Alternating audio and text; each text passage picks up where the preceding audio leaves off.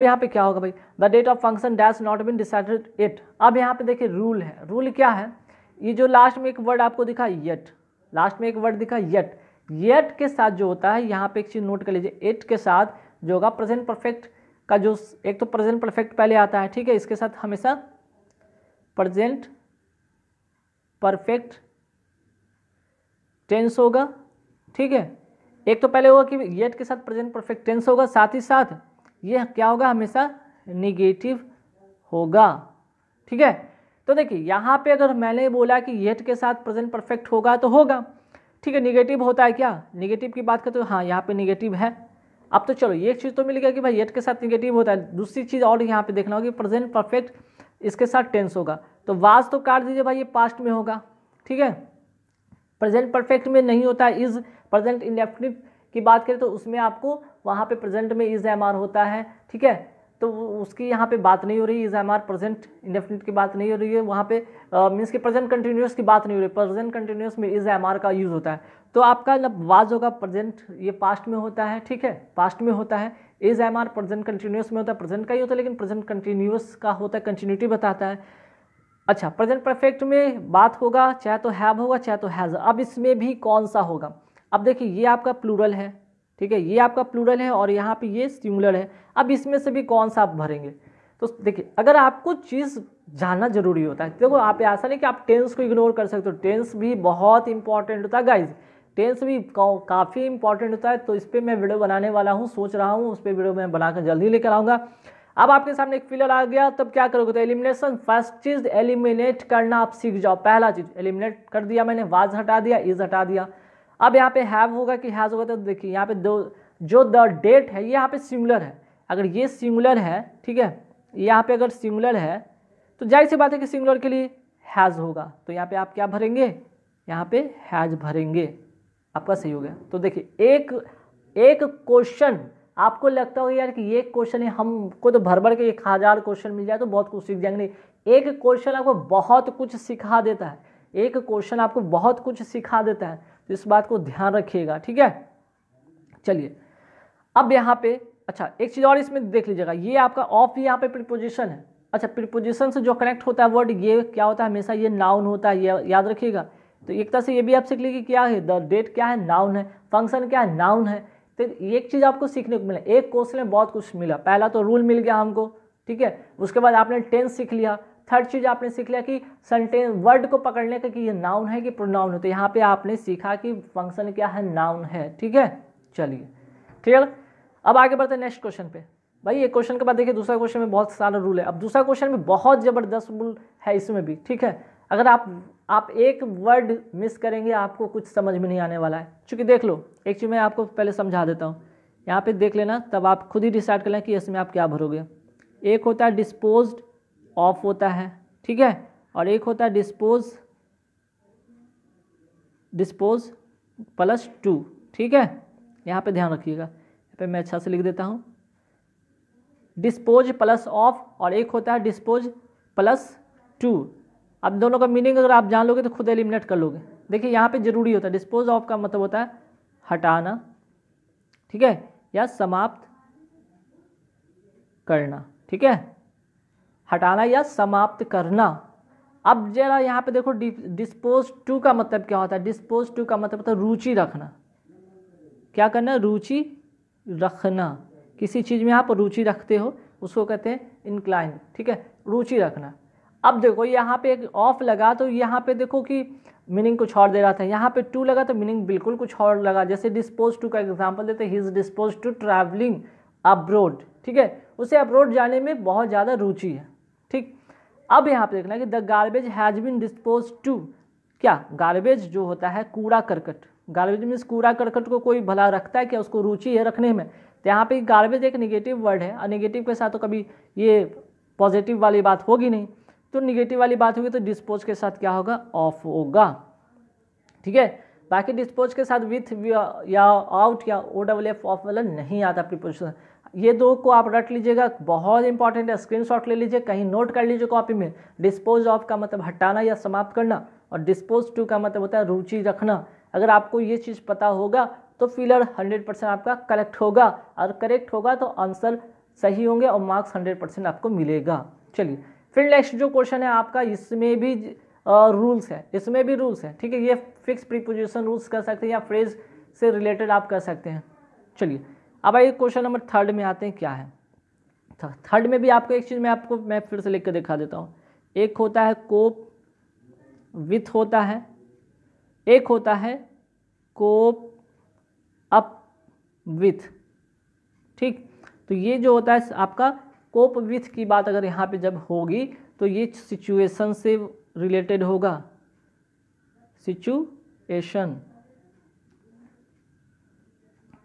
Situation से related होगा। अगर बात करें कोप अप विथ तब यहाँ पे पर्सन से रिलेटेड होगा। अब देख लो, खुद ही एलिमिनेट अप कर लेना।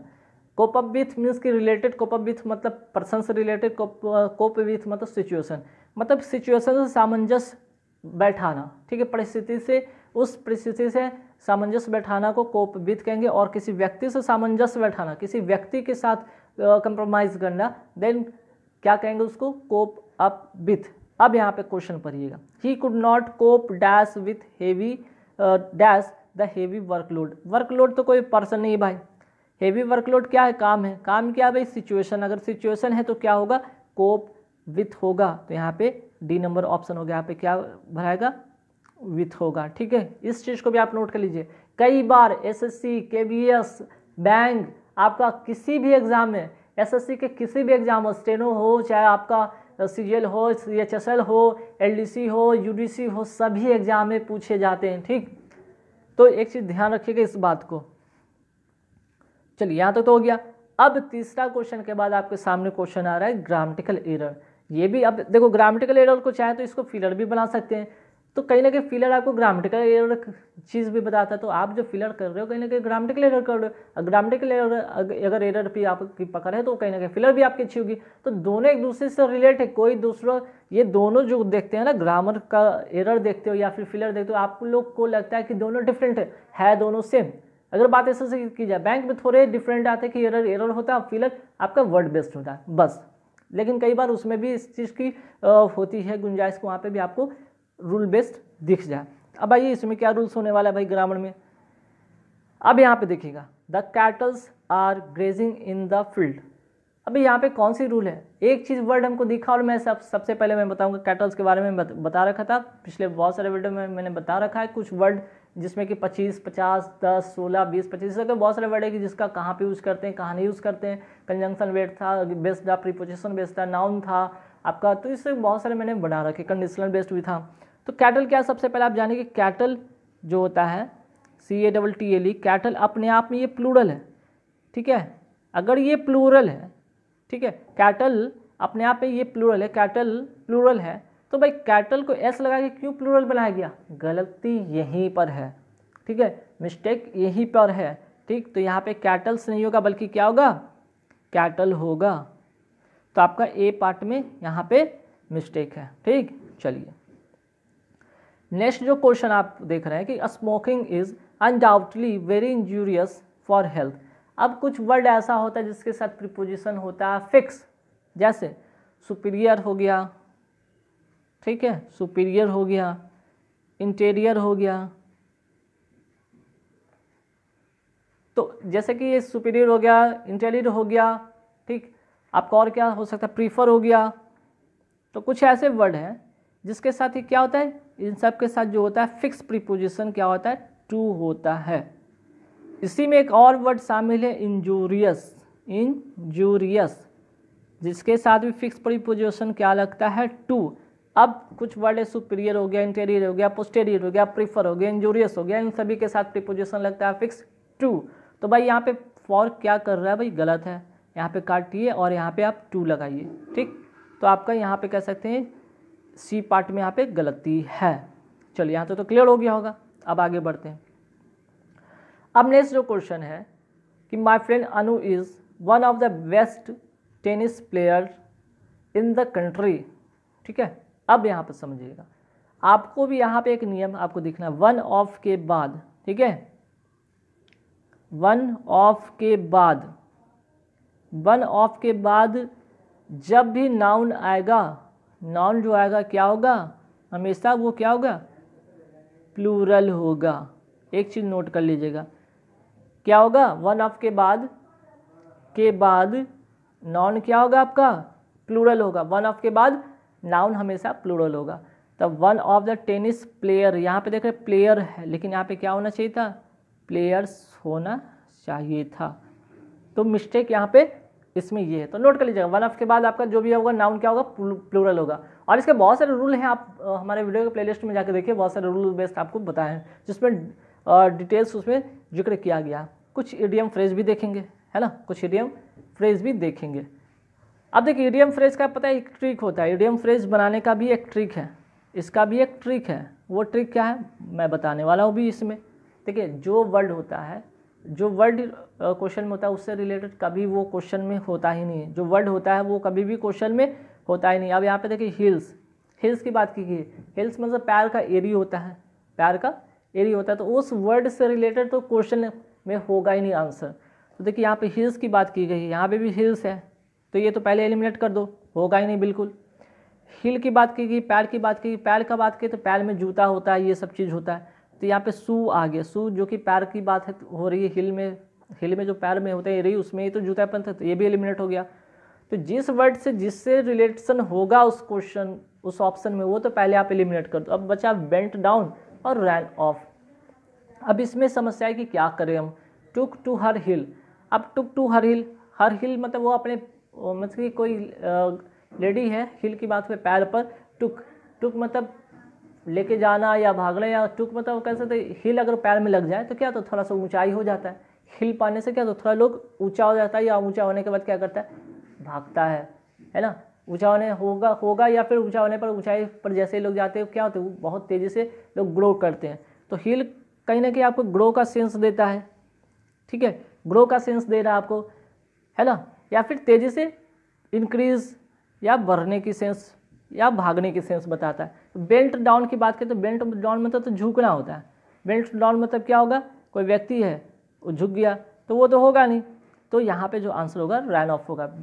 टुक to her heels means ran off, ठीक है।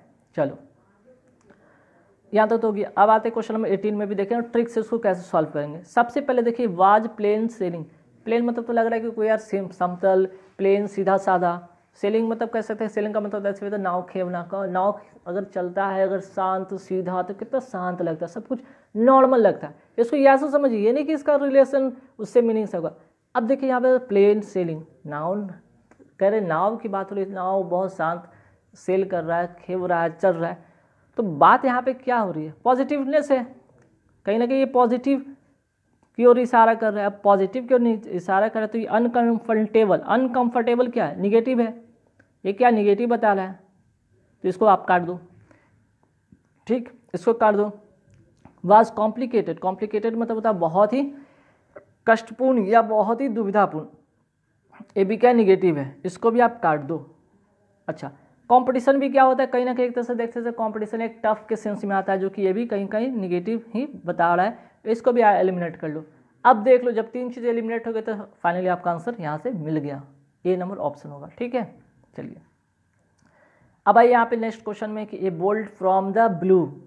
भाई ब्लू सबसे लग रहा है ना कि ब्लू स्काई की बात होता है, आकाश की बात होता है, लाइट की बात होता है ब्लू, तो यहाँ पे ब्लू में लाइट की बात आ गई, ये लाइट देख लो, एलिमिनेट कर दो, लाइट से होगा नहीं आंसर, ठीक है। ब्लू अगर आकाश की बात होती है और आकाश के कभी चमकता है, बिजली गिरता है, थंडर, ये रिलेशन इससे होगा नहीं। तो मैंने क्या बताया, उस वर्ड से रिलेशन अगर किसी ऑप्शन में मिलेगा तो उसको तो सबसे पहले एलिमिनेट कर दो।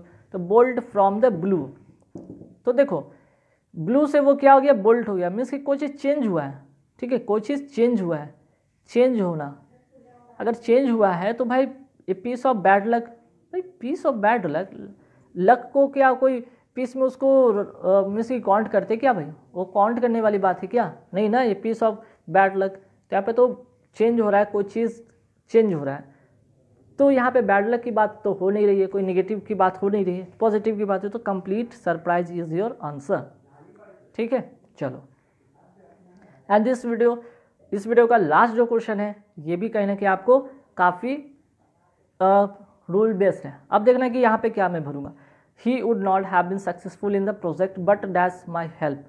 अब क्या भरूंगी यार, ऑफ भरोगे, विथ भरोगे, फॉर भरोगे, ऑफ भरोगे, तो ये इसमें क्या होगा, तो यहाँ पे एक रूल दिखता है, नोट कर लीजिएगा, बट फॉर का मतलब होता है विदाउट, ठीक है, विदाउट, बट फॉर का मतलब होता है विदाउट। तो यहाँ पे अगर बात सेंस देखा जाता तो यहाँ पे सेंस यही करा था कि he would not have been successful in the project, but या कह सकते हैं कि प्रोजेक्ट विदाउट माई हेल्प, वो सक्सेसफुल नहीं होता, वो सक्सेसफुल अपने प्रोजेक्ट में नहीं होता मेरे मदद के बिना। यहाँ पे माई हेल्प मीन्स कि के बिना के सेंस में आ रहा था, तो किसी के बिना तो विदाउट होता है, विदाउट के लिए यहाँ पे वट जो बट फॉर है यहाँ पे इसका परफेक्ट यहाँ पे मीनिंग होगा, बट फॉर जो प्रीपोजिशन यहाँ पे इसके साथ हुआ है यूज वो होगा बट के साथ फॉर, और ये इसका मतलब होता है विदाउट, ऑफ नहीं होगा, विथ नहीं होगा, ऑफ नहीं होगा। तो करेक्ट आंसर क्या होगा आपका सी नंबर ऑप्शन। तो गाइज